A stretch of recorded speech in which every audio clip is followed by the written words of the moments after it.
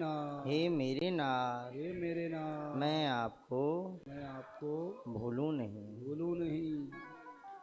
भगवान के पावन नाम का आश्रय ले, मन वाणी जीवा को शुद्ध करें, पवित्र करें। सब बड़े भाव प्रेम से बोले। हे सीता राम राम राम, राजा राम राम राम, सीता राम राम राम, राजा राम राम राम।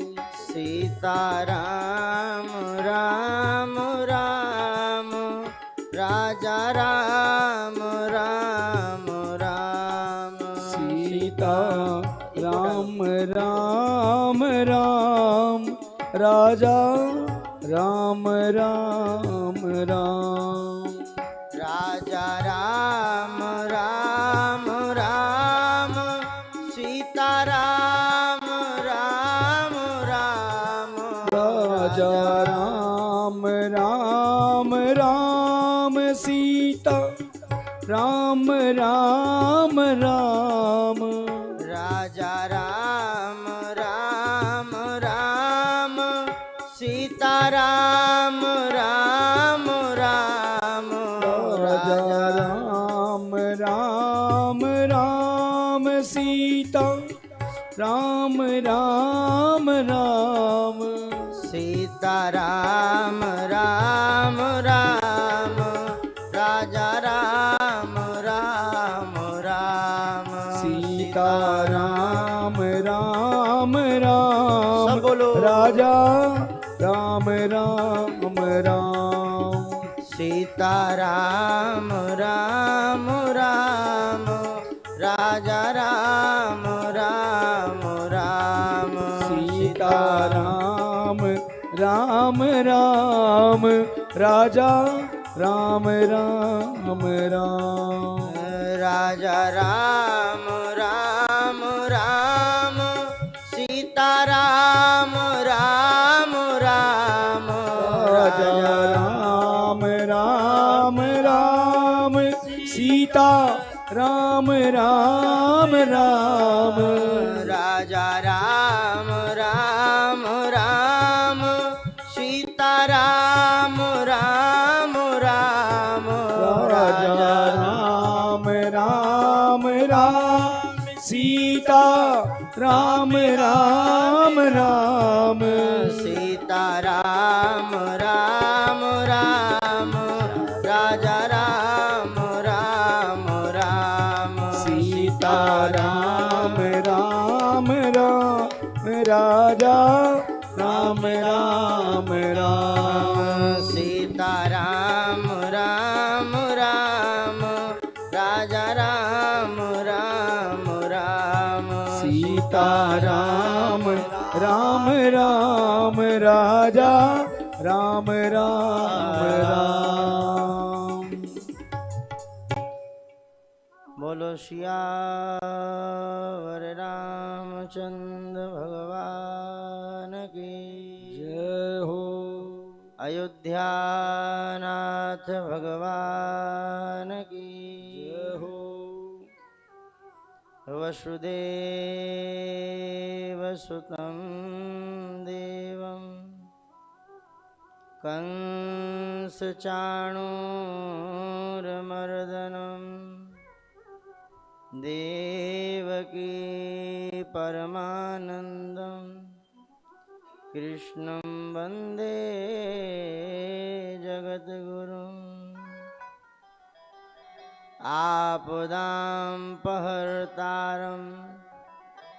दातारं सर्वसम्पदां, लोकाभिरामं श्रीरामं भूयो भूयो नमाम्यहम्। भगति भक्त भगवंत गुरु, चतुर्नाम बबुए, जिनके पद वंदन करें नासै विघन ने संत सरल चित जगत हित जान सुभाव सने बाल विनय सुन करि कृपा राम चरण रति देव। सबको राम जी राम। अनंत कोटि ब्रह्मांड नायक परत ब्रह्म परमात्मा सगुण साकार निर्गुण निराकार परम दयालु परम कृपालु दीन बंधु दीनानाथ भक्त वत्सल भगवान श्री सीताराम जी के चरणों में सादर प्रणाम करते हुए व्यासपीठ पर विराजमान पूज्य महाराज श्री के पावन चरणों में प्रणाम करते हुए मंच पर विराजमान सभी संत महात्माओं के चरणों में बार बार प्रणाम करते हुए सभा में विराजमान माताएं बहनें भाई बड़े बुजुर्ग सभी का हृदय से हार्दिक अभिनंदन और स्वागत करते हुए भगवान की दी हुई वाणी से भगवान की सेवा करने का एक छोटा सा प्रयास कर रहा हूँ।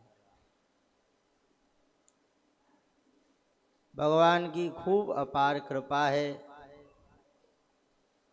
जो देखो भैया अयोध्या जैसे धाम में बैठ करके अपने विगत आज 8वां दिवस है और राम कथा का श्रवण कर रहे हैं। आप लोगों ने खूब संतों के मुखारविंद से अयोध्या जी की महिमा को सुना। ये अयोध्या में वास करने का कितना बड़ा फल है। भगवान को सबसे प्रिय अयोध्या है, अयोध्या की वासी प्रिय हैं। आप सब लोगों ने बार बार सुना। संतों की वाणी में आया सतम विहाय भोक्तव्यम सहस्त्रम स्नान आचरित लक्षम विहाय दातव्यम कोटिम त्यक्त्वा हरिम भजे। भूख लगी हो और भोजन नहीं किया हो तो बोले 100 काम छोड़ के पहले भोजन करो। सीधे बैठो आसन लगा के।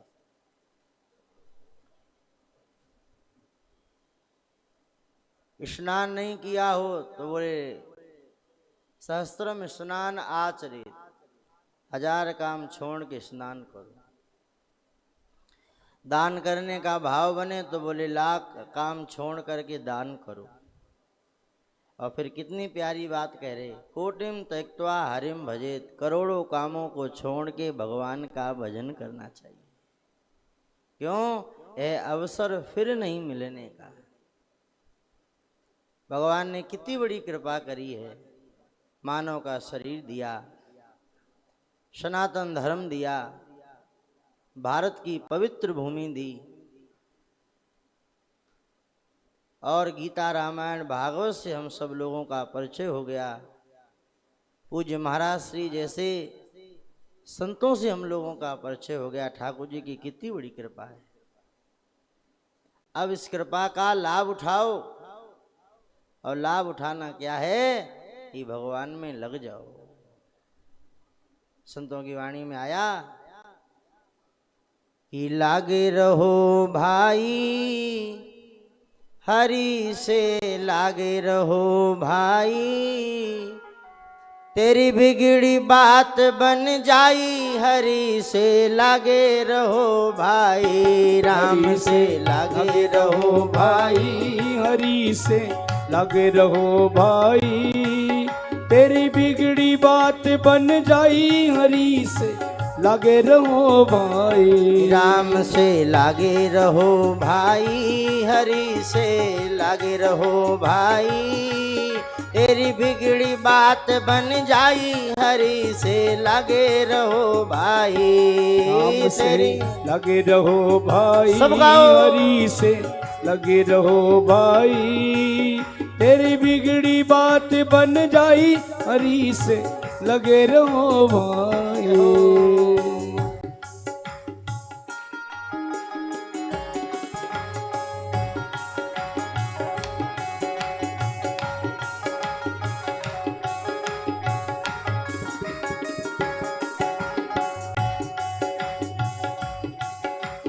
राका लागी बांका लाग्या सदन कसाई। राका लागी बांका लाग्या सदन कसाई। राका लागी बांका लाग्या सदन कसाई। राका लागी बांका लाग्या सदन कसाई।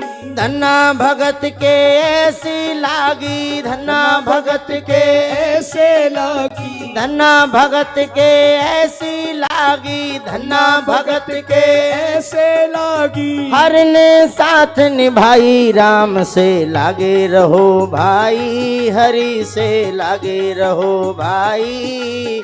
तेरी बिगड़ी बात बन जाई, हरि से लागे रहो भाई। राम जी से लागे रहो भाई, हरि से लागे रहो भाई।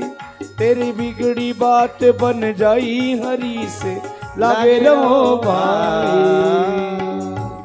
बिगड़ी जन्म अनेक की सुधरे अब ही आज, होई राम को नाम जप तुलसी तज कुसुमार। संतों की वाणी में आया, जो अनेक जन्मों की बिगड़ी बात है आज बन जाए, अभी बन जाए। कैसे? होई राम को नाम जप। पहले भगवान के हो जाओ, स्वीकार कर लो मैं केवल भगवान का हूं और भगवान ही भगवान के होकर के फिर भगवान का नाम जप करो। और जो आपकी समझ में बुराइयां आ रही उनका त्याग कर दो। सत्संग का यही तो लाभ है भाई, सत्संग का यही तो लाभ है। तो भगवान कितनी बड़ी कृपा है कि अयोध्या जैसे धाम में बैठ करके हम सब लोग कथा श्रवण कर रहे हैं। राम कथा की राम जी बहुत महिमा गाई गई है। आप सब लोगों ने महाराज जी के मुख से सुना, राम कथा सुंदर कर तारी, संशय विहग उड़ावन आरी।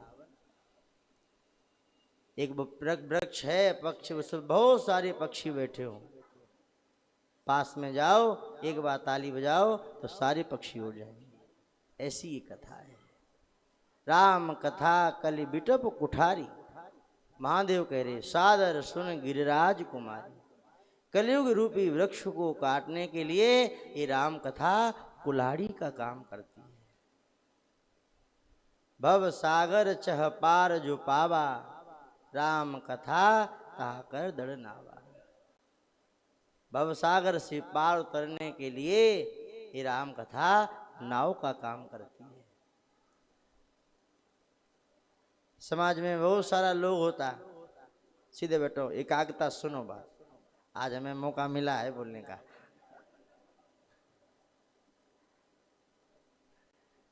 समाज में बहुत सारा लोग होता, कह दो कथा सुनने चलो तो कहता क्या मिलेगा कथा सुनने से, क्यों जाएं कथा सुनने, क्या मिलेगा कथा सुनने से। एक उदाहरण से इस बात को समझना। एक कोई सज्जन थे और मानस जी के बड़ा प्रेमी थे। कहीं जाने का काम पड़ा, स्टेशन पर पहुंचे तो देखा रेलगाड़ी आने में अभी आधा घंटा 30 मिनट बाकी। तो बोले बैठे बैठे क्या करेंगे। उन्होंने रामचरितमानस को निकाल लिया, मानस जी का पाठ करने लगे। अपने लोगों में कोई होता तो भाई क्या लेके बैठ जाता, आप सब जानते। तो मानस जी का पाठ करने लगी। पास में कोई नवयुवक आकर के बैठा, वो बुजुर्ग को मस्ती आई तो जोर जोर से पाठ करने लगी। पास में कोई युवक आकर के बैठा, थोड़ी देर तो सुनता रहा। अब वो थोड़ी देर बाद चिल्ला करके बोला क्या है, क्या पढ़ रही हुई। कब गोस्वामी तुलसीदास जी हुए, उन्होंने रामचरितमानस को लिखा और आप लोग आज भी पढ़ रहे हो। आज नई नई स्टोरी लिखी जा रही हैं, नए नए उपन्यास लिखे जा रहे हैं, उनको पढ़ो। इसमें क्या लिखा है जो आप लोग पढ़ते रहते हो। वो बुजुर्ग ने बड़ी विनम्रता से कहा भैया मैं कोई बहुत पढ़ा लिखा नहीं हूँ और मैं बहुत कोई विद्वान भी नहीं हूँ, तो हमें ये नहीं पता इसमें क्या लिखा जो मैं पढ़ता रहता हूँ। आप हमें पढ़े लिखे लग रहे, आप हमें विद्वान लग रहे, आप बताओ इसमें क्या नहीं लिखा। वो युवक बोला बाबा ये तो आपकी बौद्धिक दलीलें हैं, इसमें कुछ नहीं लिखा है। ऐसे दोनों में बात विवाद हो रहा था, इतने में रेलगाड़ी आ गई। वो बुजुर्ग उठा, रेलगाड़ी में चढ़ गया, वो युवक भी चढ़ गया। गाड़ी में भीड़ बहुत थी। बुजुर्ग को तो सीट मिल गई, सीट पे बैठ गया और फिर मानस जी खोल लिया, पाठ करने लगा। और युवक खड़ा हुआ था, रेलगाड़ी थोड़ी आगे बढ़ी, उसने अपनी स्पीड को पकड़ लिया। अचानक वो युवक चिल्लाया, गाड़ी रोको, गाड़ी रोको, गाड़ी रोको। लोगों ने कहा क्या हुआ, क्या बात है, क्यों गाड़ी रोके? इतने में वो युवक गया और उसने जंजीर को खींच दिया, तो रेलगाड़ी रुक गई। तो लोगों ने कहा भैया आपको पता नहीं, वे वजह बिना किसी कारण के अगर रेलगाड़ी को रोका जाए तो दंड भरना पड़ता है, जुर्माना भरना पड़ता है, सजा हो जाती है। अब वो युवक बोला भैया अब जुर्माना देना होगा तो दे देंगे, सजा होगी तो काट लेंगे, पर क्या करें, जल्दी जल्दी में हम तो रेलगाड़ी में बैठ गए और हमारे साथ में हमारी धर्मपत्नी हो रही थी। अब वो वहाँ स्टेशन पर छूट गई, उसी को लेने जा रहा हूँ, ध्यान देना बात पर। इतना कहकर के वो युवक गाड़ी से उतरने लगा। तो बुजुर्ग जिससे उसने बात विवाद किया था कि मानस में क्या लिखा है जो आप पढ़ते रहते, वो बुजुर्ग ने उसका हाथ पकड़ा, कहा बेटा आप उस समय कह रहे थे कि मानस जी में क्या लिखा है जो आप पढ़ते रहते, तब नहीं, मैं अब बता रहा हूँ। और अगर आपने एक बार जिंदगी में राम कथा सुनी होती या एक बार भी जीवन में मानस जी का अध्ययन किया होता, पढ़ा होता, तो आज यह गलती नहीं करता जो आज कर बैठा है। क्यों? क्योंकि कहीं पर रामचरितमानस में लिखा हुआ है, जब राम, माता सीता, भैया लक्ष्मण वन के लिए जा रहे थे, गंगा मैया के किनारे पहुंचे हैं, केवट नाम का भील आया, आपने कल दर्शन किया होगा, केवट नाम का भील आया, भगवान के चरणों को धोया है और फिर बाद में क्या लेके आया, नाव लेके आया। तो भगवान ने नाव पर किसको पहले बिठाया, राम सखा तब नाव मंगाई, सिया चढ़ाई चढ़े रघुराई। पहले माता सीता को बिठाया, फिर राम जी बैठे, फिर भैया लक्ष्मण बैठे। वो बुजुर्ग ने कहा जो आज गलती कर बैठा ये गलती नहीं करता। तो मेरे कहने का तात्पर्य है, ये राम कथा केवल इतिहास की कथा नहीं है, ये राम कथा किसी राजकुमार का चरित्र नहीं है। सबसे पहले मनुष्य को अपने जीवन से ऐसा एक भ्रम हटाना चाहिए। बहुत लोगों के अंदर ऐसा भ्रम बैठा, बोले कथा क्या सुनना, बोले इतिहास की कथा है, एक कहानी जैसी कथा है। ये राम कथा हम सब लोगों का जीवन दर्पण है। राम, आपने कई बार महाराज जी के मुख से सुना होगा, राम कथा हम लोगों को क्या सिखाती है, ये तो जीना सिखाती है। हमें निज धर्म पर चलना सिखाती रोज रामायण। ये राम कथा हम लोगों को जीना सिखाती है। भाई भाई को कैसे रहना चाहिए, पिता पुत्र को कैसे रहना चाहिए, सास बहू को कैसे रहना चाहिए, ये राम कथा सिखाती है। भरत जी को देखो, राम जी को देखो, कल आपने भरत जी का चरित्र सुना। अयोध्या के सिंहासन को क्या बना दिया, फुटबॉल बना दिया। राम जी कहते हम नहीं बैठेंगे और भरत जी कहते हम नहीं बैठेंगे। और आजकल समाज में देखो भाई भाई पर मुकदमा कर रहा है। सास बहू को कैसे घर में रहना चाहिए, माता कौशल्या को देखो, माता सीता को देखो, एक पुत्र और पिता में क्या संबंध होना चाहिए। भगवान राम का जीवन देखो, दशरथ जी महाराज का जीवन देखो। एक ग्रामीण भजन आता है, हे शिक्षा दे रही रामायण प्यारी प्यारी, शिक्षा दे रही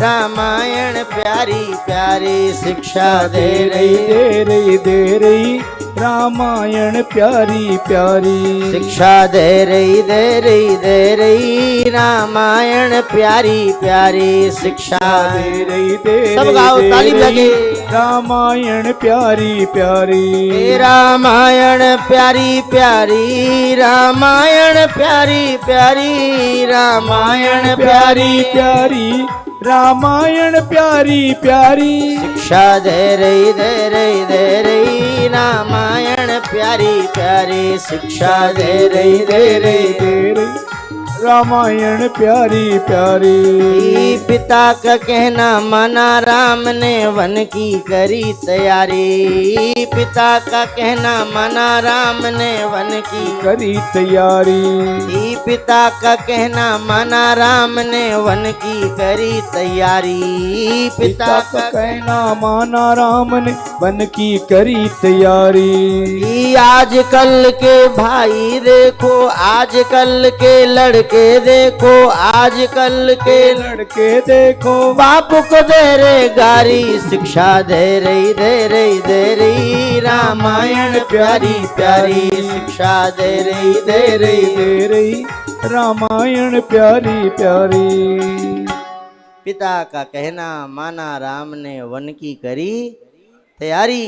और आजकल के लड़के देखो बाप को दे रे गारी। शिक्षा दे रही दे रही दे रही रामायण प्यारी। पिता पुत्र में कैसा आपस में व्यवहार होना चाहिए, कैसा संबंध होना चाहिए, ये भगवान राम का जीवन देखो, दशरथ जी महाराज का जीवन देखो। कई बार कथा गाने का अवसर मिलता तो व्यास गद्दी से कहता हूँ, संतों की बात है कि भैया परमार्थ नहीं बिगड़ा है, क्या बिगड़ा है, व्यवहार बिगड़ा है। परमार्थ नहीं सुधारना है, क्या सुधारना है, व्यवहार सुधारना है, व्यवहार सुधारना है। अयोध्या के सिंहासन को फुटबॉल बना दिया। हमारे ग्रंथों में दो उदाहरण हैं जहां भाई ने भाई को दुश्मन माना, कुल नष्ट हो गया, परिवार नष्ट हो गया। एक मानस जी का उदाहरण है और दूसरा महाभारत का उदाहरण है। आप सब लोग कथा जानते हो। कौरवों ने पांडवों के साथ में वैर किया है तो कितने कौरव थे, 100 कौरव थे, 100 में से एक भी नहीं बचा। यहाँ पर रावण ने विभीषण के साथ में वैर किया है, पैर का, आज सुनेंगे आप कथा में, पैर मार के निकाला है बाहर। तो रावण का कितना बड़ा परिवार है। कबीर साहब कहते 1 लाख पूत 1.25 लाख नाती, ता रावण घर दिया ना वाती, कोई नहीं बचा है। भाई तो भाई होता है भाई। कई बार कहा करता हूं कि कोई विवाद हो जाए, कोई बात हो भी जाए तो जरूरी है भाई कि थाना अदालत कचहरी तक बात पहुंचे। 4 लोग गांव के समझदार बैठ जाओ, घर के समझदार बैठ जाओ, सुलझा लो। और ज्यादा बड़ी बातें नहीं होती हैं। जो घरों में विवाद हो रहे हैं, समाज में विवाद हो रहे हैं, भाई भाई की नहीं बन रही है, पिता पुत्र की नहीं बन रही है, सास बहू की नहीं बन रही, ज्यादा बड़ी बड़ी बातें नहीं होती हैं, बहुत छोटी छोटी बातें होती हैं। सीधे बैठो, आसन लगाओ, बहुत छोटी छोटी बातें होती हैं। एक उदाहरण आता, एक गांव में 2 भाई रहते थे। इतना दोनों में प्रेम था कि गांव में अन्य किसी भाइयों में झगड़ा हो जाए, पंचायत करी जाती तो इनका उदाहरण दिया जाता कि भाई भाई में कैसा प्रेम हो, बोल इन दोनों जैसा। एक दिन बड़ा भाई बाजार गया, बाजार से सब्जी खरीद के ला रहा था। सोचा मेरा भी बालक है, मेरे छोटे भाई का भी बालक है, कुछ आम खरीद ली। घर में आया तो दरवाजे पर बालक दौड़ के आया। एक कह रहा बड़े पिताजी आ गए, बड़े पिताजी आ गए। एक कह रहा छोटा पिताजी आ गए, छोटे पिताजी आ गए। और सब्जी का थैला तो उसने दे दिया अपनी पत्नी को, फल निकाले, ऐसे देने लगा। ध्यान सुनना, मेरी ओर देखो और ध्यान सुनो। ऐसे देने लगा। अब उसने देखा जिधर उसका बालक खड़ा था उधर का आम थोड़ा छोटा था, जिधर उसके छोटे भाई का बेटा खड़ा उधर का आम थोड़ा बड़ा था। उसके मन में भाव आया, ऐसे दूंगा तो मेरे पुत्र के पास छोटा आम जाएगा। तो उसने ऐसे ना देकर के हाथ कैसे कर दिया, ऐसे कर दिया। छोटा भाई घूम रहा था छत पर, उसने देखा तो वो समझ गया कि भैया के मन में खोट बैठ गई। वो आया, अपनी पत्नी से कहा कि देखो आज ही बंटवारा होगा। पंचायत बैठ गई, बंटवारा होने लगा। बड़े भाई ने पूछा कि भाई बात क्या है, तू अलग क्यों हो रहा है? तो छोटा भाई क्या बोला, बड़े भैया ज्यादा बड़ी बात नहीं है, ज्यादा बड़ी बात नहीं है। बात कितनी है? बात खाली इतनी है, मेरे कहने का तात्पर्य घरों में जो झगड़ा हो रहा है, विवाद हो रहा, कोई बहुत बड़ी बड़ी बातें थोड़ी ना होती हैं, छोटी छोटी बातें होती हैं। उनको सहन करना सीख जाएं तो बस घर में रहना आ जाए। अरे वो स्वर्ग होता है कि नहीं है मुझे नहीं पता।